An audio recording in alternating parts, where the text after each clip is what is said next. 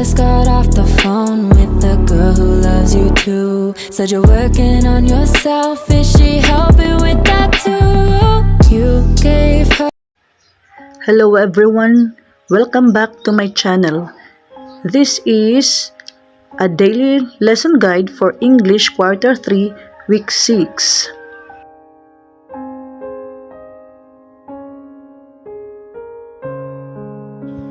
Day 1, composing clear and coherent report on differing viewpoints on an issue.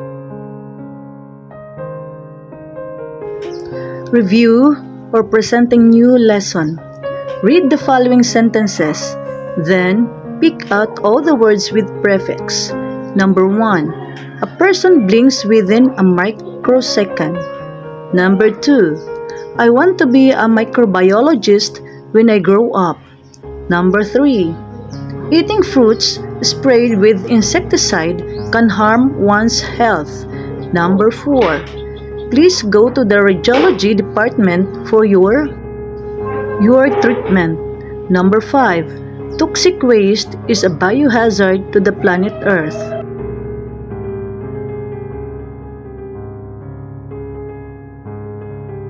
Establishing purpose of the lesson. Let's try this. Setting the stage. Look at the picture and describe it. Presenting examples, instances of the new lessons. Explaining the student what to do. Say, class, our lesson for today is about composing clear and coherent report on differing viewpoints on an issue. Discussing new concepts and practicing new skills. Number 1. Let's study this. Read the paragraph below and answer the questions after the paragraph. Read the selection about the Lenten season. Ash Wednesday marks the beginning of the Lenten season. Palm Sunday, the Sunday before Easter. Palm Sunday commemorates Jesus' triumphant entrance into Jerusalem. On that day, the crowd put palm branches on the ground beneath the feet of the donkey Jesus was riding. Maundy Thursday, also known as Holy Thursday. This day focuses on the Last Supper Jesus had with his disciples before he was arrested. Good Friday, also known as Black Friday. This day commemorates the crucifixion and Jesus' death.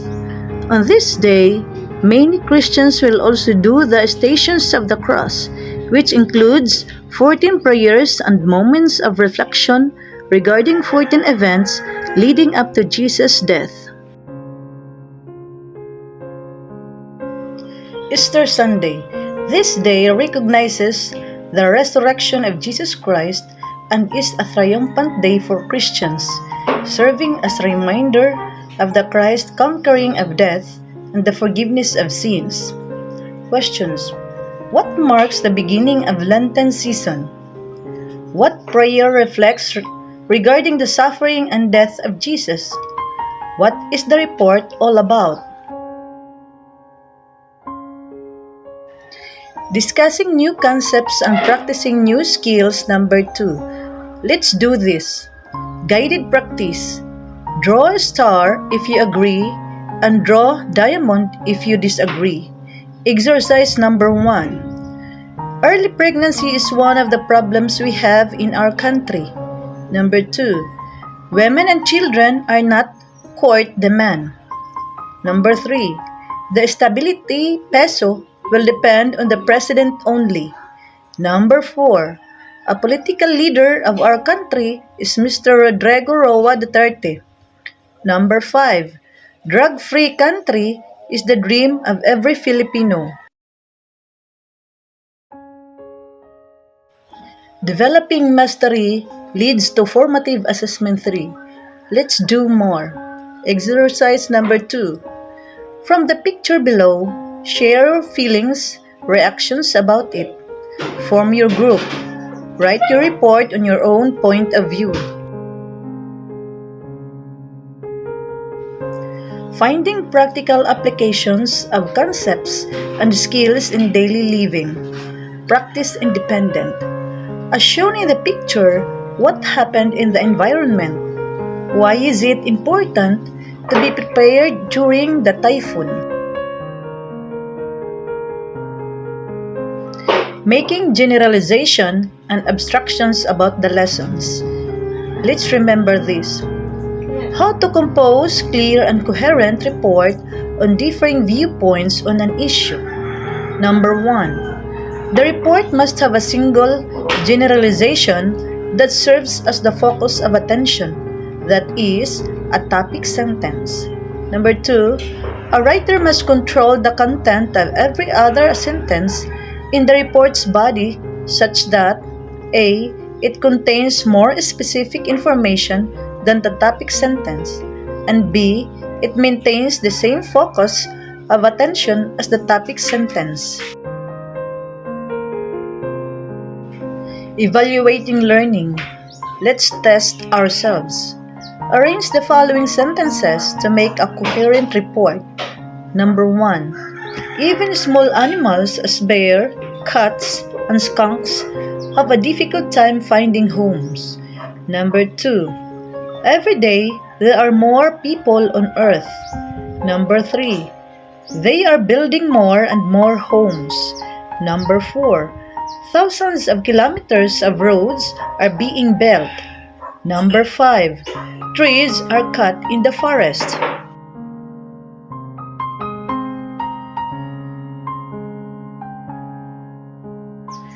Quarter 3, Week 6, Day 2. Inferring meaning of content in specific terms using context clues, affixes and roots, and other strategies. Review. How do we compose clear and coherent report on differing viewpoint? Coherent writing, make the logic clear, Mary Westervelt. You have an idea that you want to communicate to others. Your goal in writing is to make that idea appear in the mind of your reader just as it appears in yours. Remember that you need to communicate not just the single idea, but the way in which that idea relates to other important ideas. Those relationships may be of use to you, but unless you make them explicit, your reader may miss them. Help the reader add connectors. Make the logic of your writing clear by adding appropriate connectors such as conjunctions as, so, for, and, but, or, connective adverbs, however, therefore, etc., or connective phrases. For this reason, one such robot, for instance, etc. Without the connectors, each sentence may make sense by itself, but the reader is left wondering, why is this information in one paragraph? What's the point of the paragraph? Compare this passage without connectors and with them. Establishing purpose of the lesson. Let's try this. If you belong to a family that plays favoritism, what would you feel? Why would you feel that way?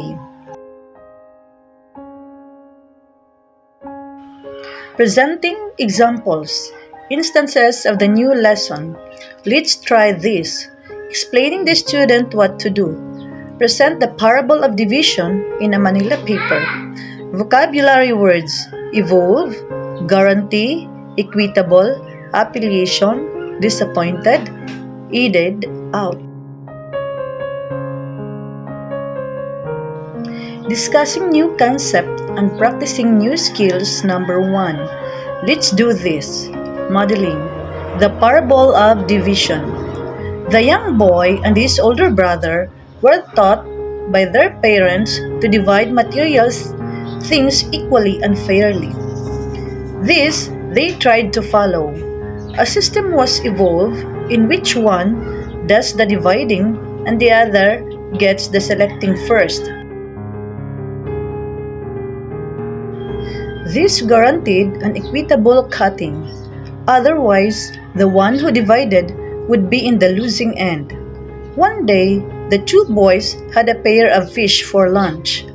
One big fish and the other a small one. The young boy thought that his older brother will give in, magparaya, to him a younger and weaker brother. Please go ahead and make a best choice. The older brother got the bigger fish. The younger boy was disappointed to get the smaller fish. "If I were you," said the older brother, "I would have taken the smaller fish." "What are you complaining about?" answered the old boy. "You got what you want." Next time around, the two boys had to share a bottle of soft drink. They were in the rice field with no glasses or containers available. "Let us just drink directly from the bottle. Be sure it is exactly half." Questions. Number 1. What good value have the parents of the two boys taught? Number 2. Why did the younger brother drink all the contents of the whole bottle? Number 3. Would you agree with what the younger brother did? Discussing new concepts and practicing new skills. Number 2. Guided practice. Draw a happy face if it gives the correct meaning, and draw a sad face if it's not. Number 1. Evolve means produced by natural means. Number 2. Guarantee means to answer for something as in loan or pledge. Number 3. Equitable would mean fair and equal. Number 4. An affiliation is a title. Number 5. To be disappointed means to fall in expectation. Developing mastery. Formative assessment 3. Let's do more. Exercise 2. Choose the correct meaning of suffixes and prefixes. Match column A with column B.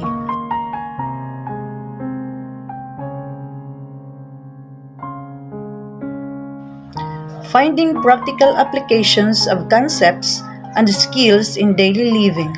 Let's do more. Practice independent. Pupils will be asked to complete the table below.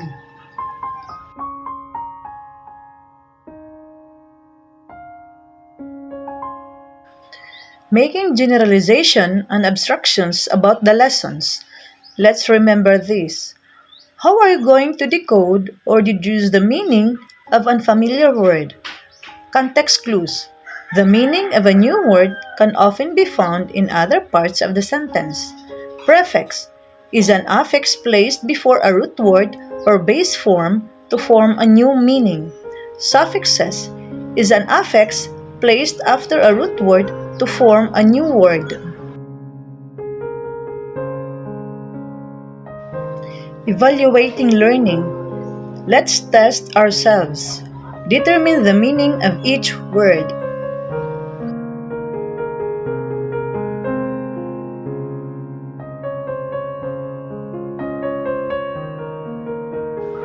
Additional activities for application or remediation. Let's enrich ourselves. Make 2 sentences using prefix, 3 sentences using suffix, and 1 sentence using the context clue. Quarter 3, Week 6, Day 3. Observing accuracy, appropriate rate, and proper expressions in a dialogues. Review. Let's practice. How do we infer meaning of content-specific terms using context clues, affixes, and roots, and other strategies? Establishing a purpose for the lesson. Let's try this. What is your favorite teleserye in the evening? How do the actresses and actors deliver their dialogue? Presenting the examples, instances of the lesson. Let's try this. Explaining the student what to do. Today, we will learn how to observe accurate, appropriate rate, and proper expressions in dialogue. Far Code for Sale, adapted from Messenger of Saint Anthony.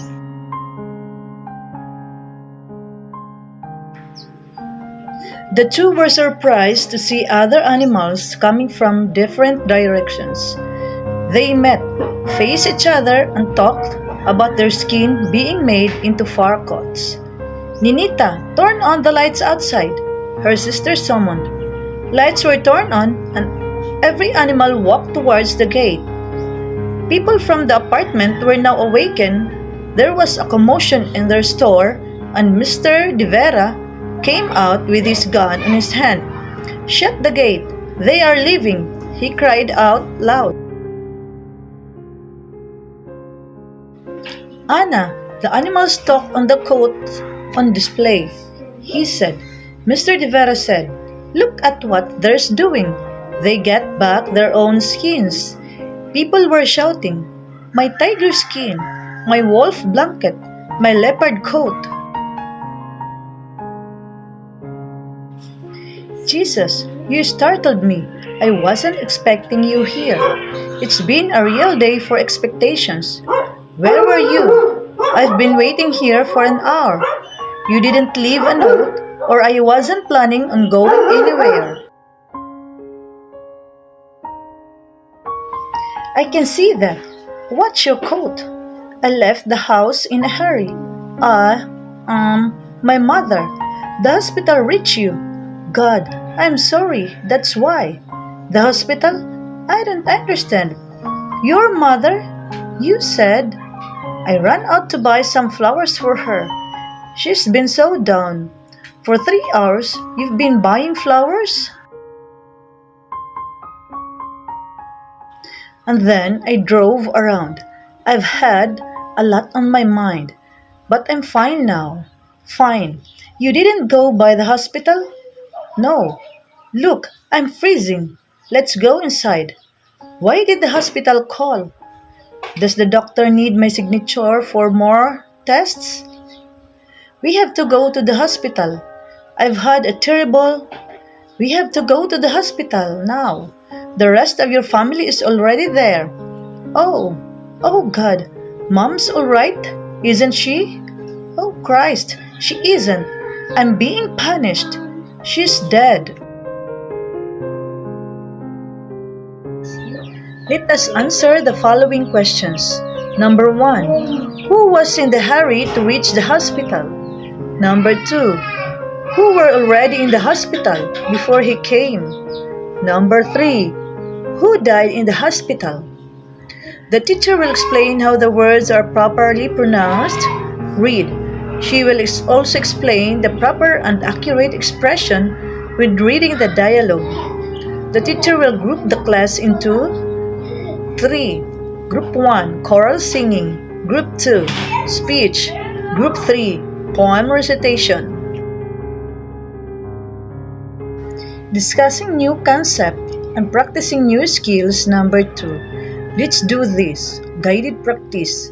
The teacher will show a video clip showing choral recitation and guides the pupil to make their own critic.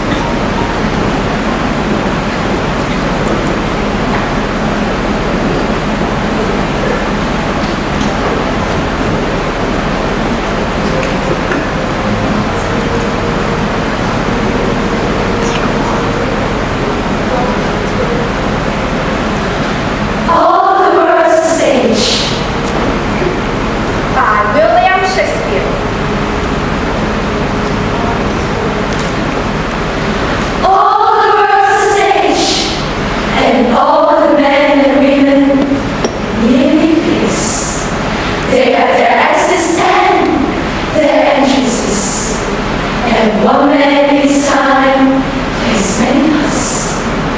His acts being 7 ages. At first, the infants, kneeling and puking in the nurse's arms. And then, the whiny schoolboy, with his satchel and shining morning face, creeping like snail, unwilling to stoop.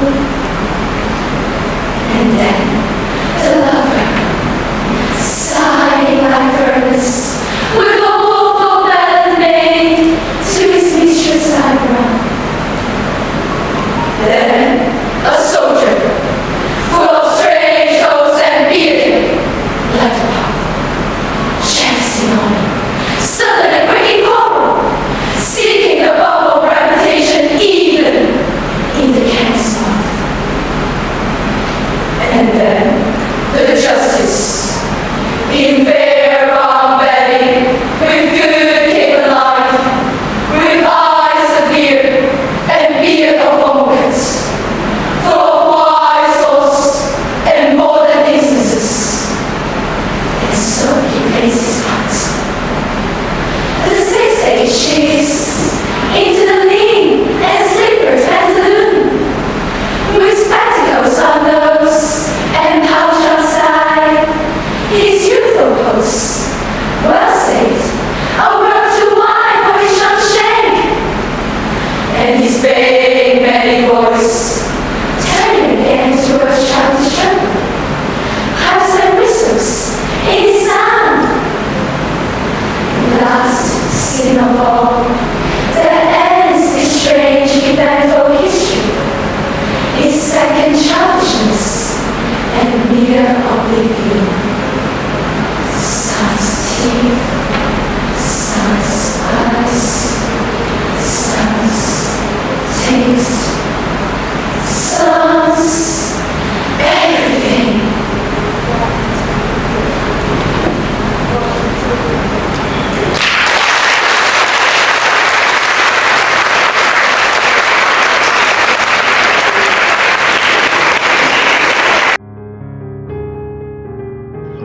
Finding practical applications of concepts and skills in daily living.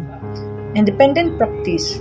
Teacher will post chart on the board with dialogue, and each group will be asked to read the designated story with dialogue.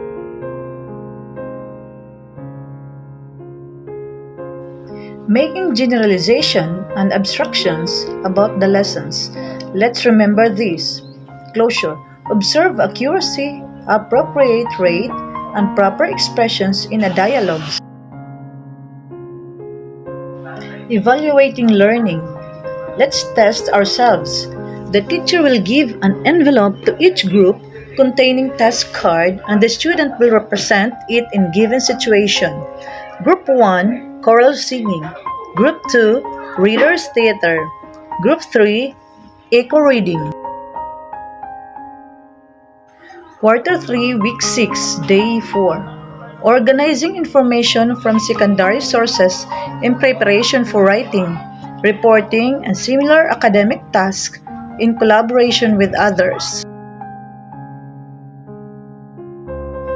Review. How will you observe accuracy, appropriate rate, and proper expressions in dialogue? Establishing a purpose for the lesson. Let's try this. What reading material do you have at home? Newspapers, magazine, books. Are newspapers good to read? A serial publication containing news, other informative articles. Presenting examples, instances of the new lessons. Let's try this. Explaining the student what to do. The teacher will group the class into 4. Each group will read an article and they will write the important facts from it, which will be used for writing or reporting. Class, this activity has something to do with our lesson for today, which is organizing information from secondary sources in preparation for writing, reporting, and similar academic tasks in collaboration with others.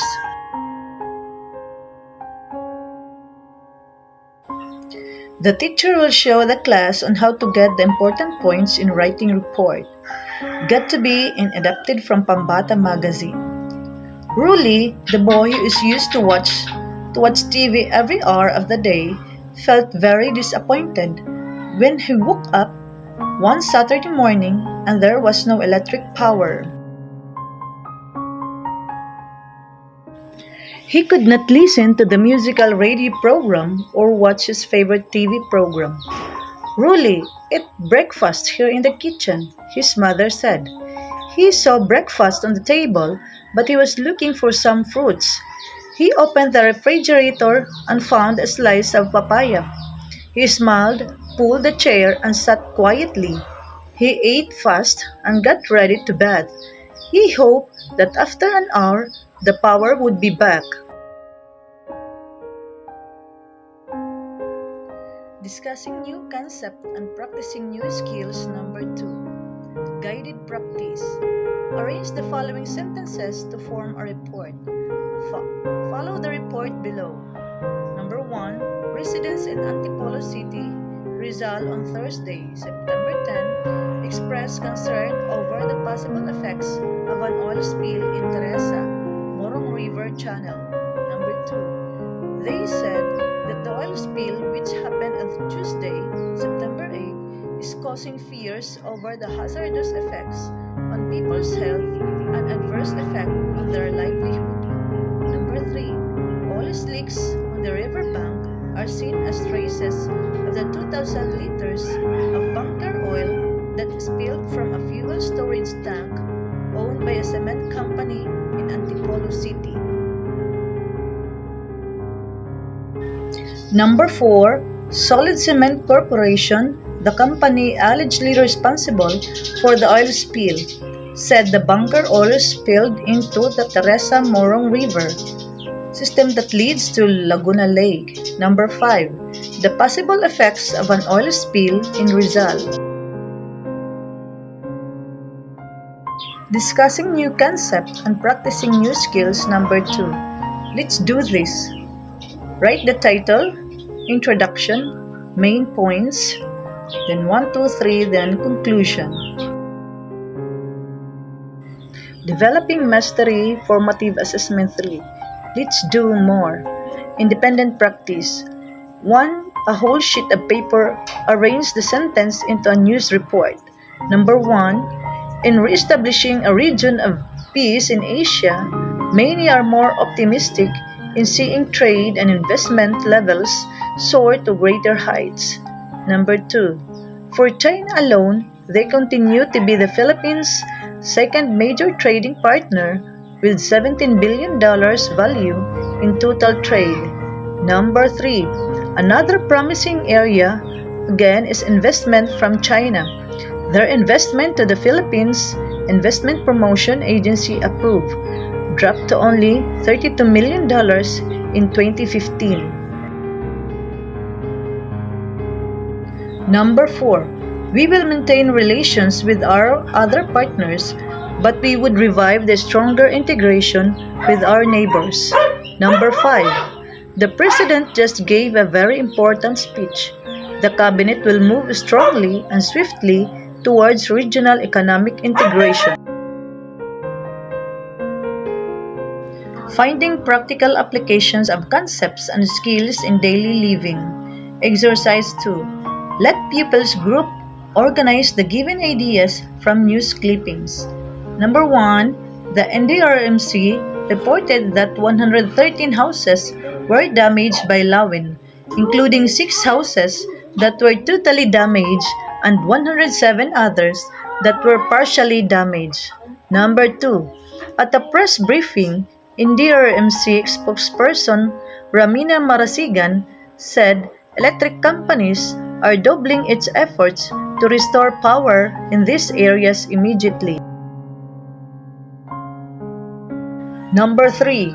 Regions 1, 3, Calabarzon, and the whole of CAR are experiencing brownouts due to broken power lines. Number 4. At its peak on Wednesday, the super typhoon had reached a level of Category 5 in some areas including Cagayan, Isabela, Kalinga, and Apayao. Number 5. A total of 38 passengers were also stranded due to impassable roads in Apari and cancelled sea trips in Cagayan. Making generalization and abstractions about the lessons. Let's remember this. What are the points to remember in writing reports? 1. Understanding the report. 2. Gathering and selecting information. 3. Organizing materials. 4. Analyzing your materials. Evaluating learning. Let's test ourselves. On one whole sheet of paper, arrange and write the sentences into news report. 1. President Rodrigo Duterte wants the fight with the Abu Sayyaf to end in the bandit group's annihilation, that he is even willing to hire fearless hatchetmen or mercenaries to make this happen, according to a ranking cabinet officials. 2. Agriculture Secretary Emmanuel Piñol said in a Facebook post on Sunday that during a meeting with the security officials and some cabinet members that started Saturday evening and ended about 4 a.m.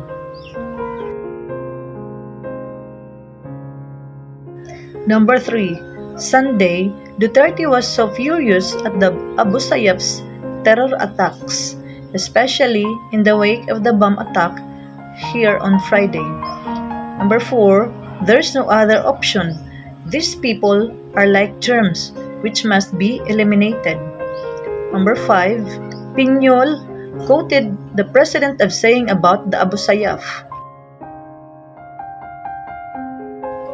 Additional activities for application or remediation. Let's enrich ourselves. Read a newspaper, write a brief report about what you read from the article. Thank you for watching. Please subscribe.